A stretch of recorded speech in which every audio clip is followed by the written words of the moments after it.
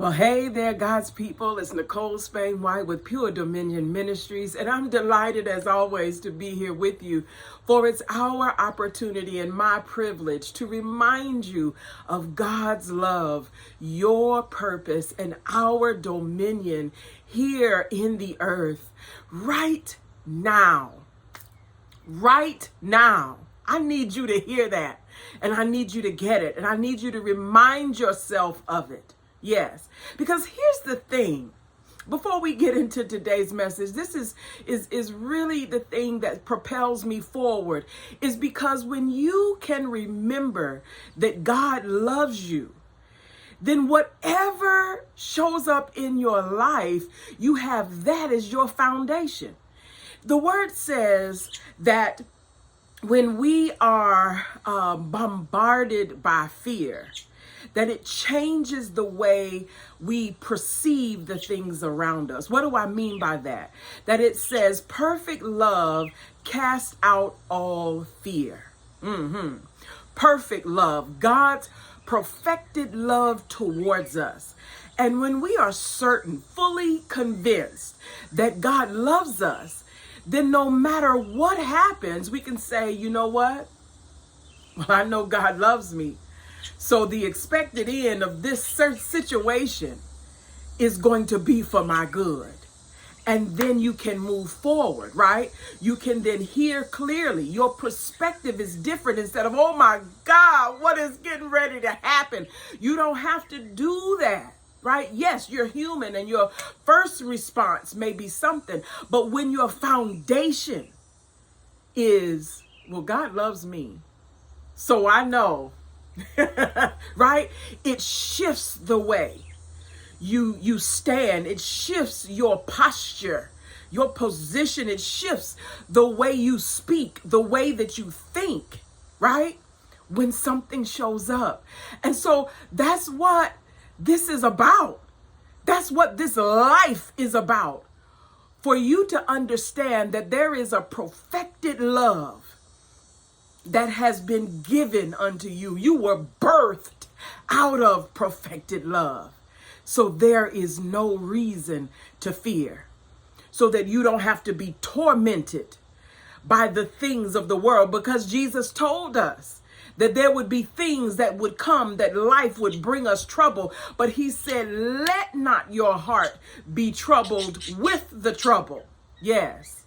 Because I've already overcome the world with my love, with my power. And so you don't have to be shaken when stuff comes to try to shake you. Now listen, this is right with where we are today. We're in Genesis 45. And I'm sure many of us are familiar with the story of Joseph, right? But I want you to see it from a different perspective today. So instead of just talking about Joseph from the pit to the palace and Joseph and how his brothers did him, I want you to consider the identity of Joseph, right? And here's the question that the Lord gave. He said, would you know who you are if you weren't connected to the people that were in your life from the very beginning? Would you know who you are? Would some of the things that you have decided to do or to not do, right? Would they be a part of your life if you weren't tied to, connected to the people that are in your life right now? Would some of the things that you are having to uproot even be there, right? So we know the answer to that question, but I want you to see how the synergy of identity, how God uses it, right? And I wanted to read this definition of synergy because it's so powerful. Synergy, it says, the interaction or cooperation of two or more organizations, substances, people, other agents to produce a combined effort greater than the sum of their separate effects or their separate parts. Did you hear that? So the interaction of two or more things or people or organizations that produce a combined effort that is greater than the sum of their separate effects. Now, I want you then to consider the synergy of identity. That when our identity is tied to another, when our identity is tied to God, what is the end result of that thing, right? If our identity is tied to the world or tied to our job, right? Versus tied to the one who created us, what is the difference in that? And is there a synergy that is greater when we are connected to God, the one who created us, and then therefore he connects us to others, right? Versus us being connected to the things that we decide for ourselves. I want you to think about this. So watch this. So we know the story of Joseph. If you're not familiar or haven't looked in a long time, starting at Genesis 37, we begin to see this story of Joseph. And Joseph was certainly beloved by his father. And he had these other brothers. And Joseph had received this dream, and he ended up telling his brothers about the dream. And so therefore the brothers hated him. They saw how the father favored him. And so even considering the favor that the father showed, what did that do to the inside of Joseph?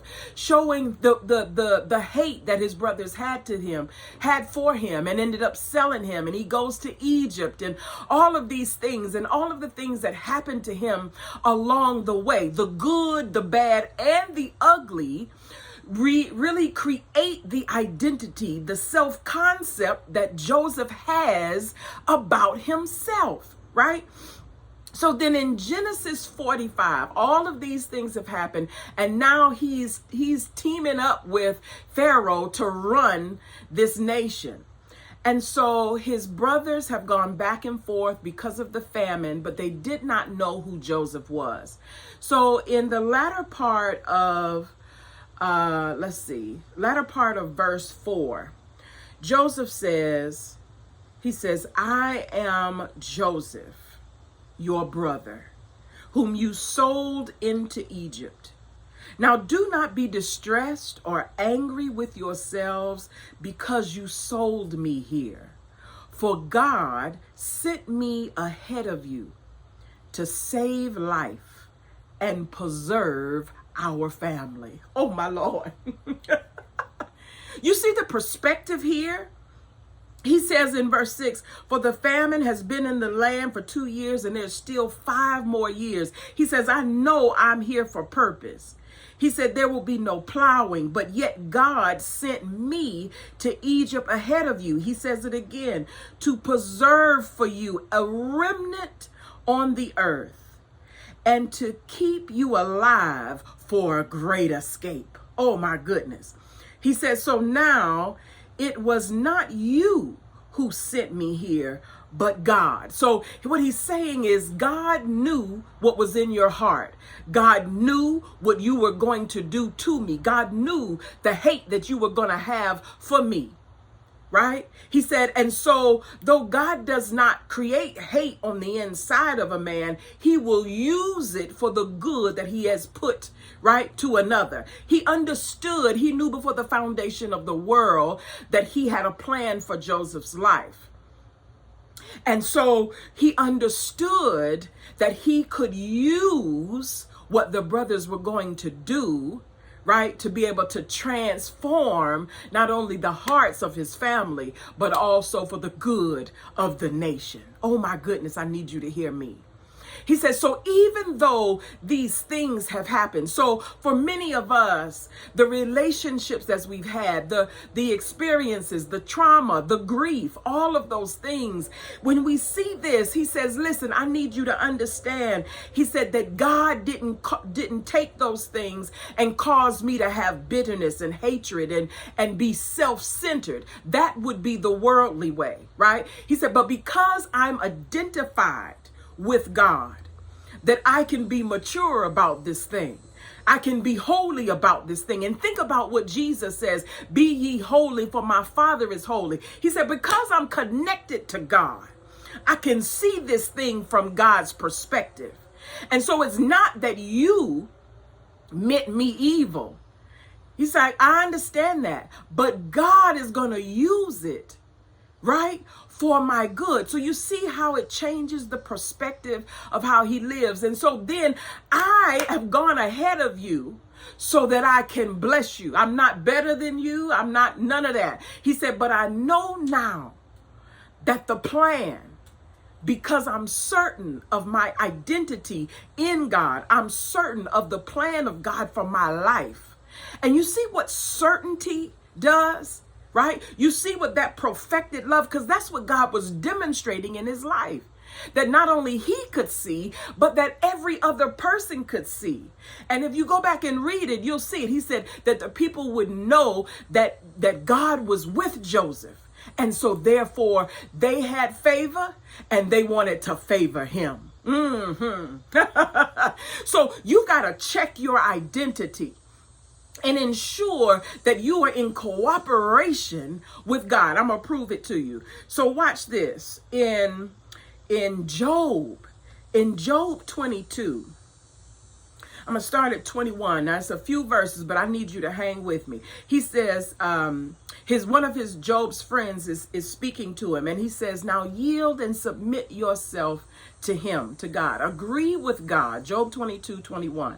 Agree with God and be conformed to his will and be at peace. Right? So when you agree and come into cooperation with God, he said, that's where your peace is going to come from. In this way, you will prosper and great good will come to you. Please receive the law and instruction from his mouth and establish his words in your heart and keep them. So who you're connected to offers you words, offers you instruction. And so you've got to decide who are you going to stay connected to, because your association is going to propel you forward, whether you like it or not. He said, if you return to the Almighty and submit and humble yourself before him, you will be built up and restored. If you remove unrighteousness from your tents and place your gold in the dust, he said, you see those things that are of the world of little value. He said, then the Almighty will be your gold and your precious silver. Watch 26. Then you will have delight in the Almighty, and you will lift up your face to him. You will pray to him, and he will hear you, and you will pay your vows. Watch this, 28. You will also decide and declare a thing, and it will be established for you. Why? Because you're identified with God. He said, in the light of God's favor will shine upon your ways. When you are cast down and humbled, you'll still be able to speak in confidence. And the humble person, he will lift up and save. Now watch 30. He will even rescue the one for whom you intercede, who is not innocent.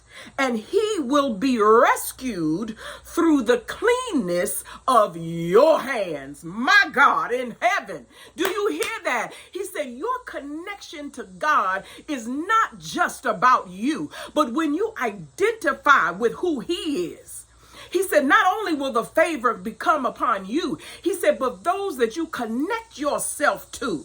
He said, when you intercede for them, God will cause them to be blessed and rescued even when they're not innocent, because of the cleanness of your hands. Let me tell you something. You better be connected with God, because this thing is not just about you. It's about how you stay connected to him so that you can be blessed to be a blessing for the others that you are connected to. The synergy of our identity in God is the thing that's not only going to satisfy your soul, but it's going to satisfy the soul of others. May the grace of God overwhelm you today and always.